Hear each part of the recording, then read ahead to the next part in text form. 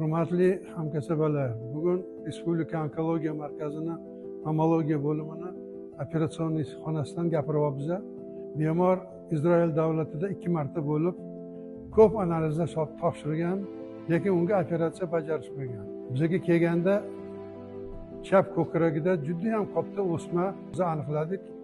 Bu o'sma borgan sari o'sib ketayotgan ekan. Shu tufayli bizga murojaat qilib, "Mani operatsiya qilib beringlar" deb iltimos qildi. Bu ko'krak shunchalik katta bo'lib ketganki, ko'krakning o'zi qolmagan. Ko'krakning o'rniga katta o'sma joylashgan. Bu o'sma sarkoma deb ataladi. Asosiy bu o'sma bilan kurashish yo'nalishi bu xirurgik yo'nalish bo'ladi. Biz shunga qaror qildik, operatsiya qilmasak bo'lmaydi, chunki bu bemorni saqlab qolishimiz kerak. Chunki bu ketishda ketadigan bo'lsa, o'sma yana ham kattalashib, operatsiya qilib bo'lmaydigan darajaga yetib qoladi. Shuning uchun biz qaror qildik operatsiya qilishga. Bugun mana shu operatsiyani bajardik.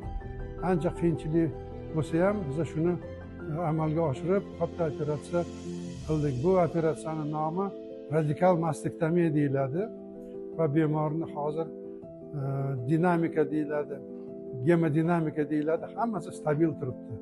Endi o'ylaymizki, bo'limga chiqqandan keyin bu bemorga qarab yana dori-darmonlar qilamiz. Bu bemorni albatta oyoqqa turg'izib uyga jo'natib yuborishga harakat qilamiz.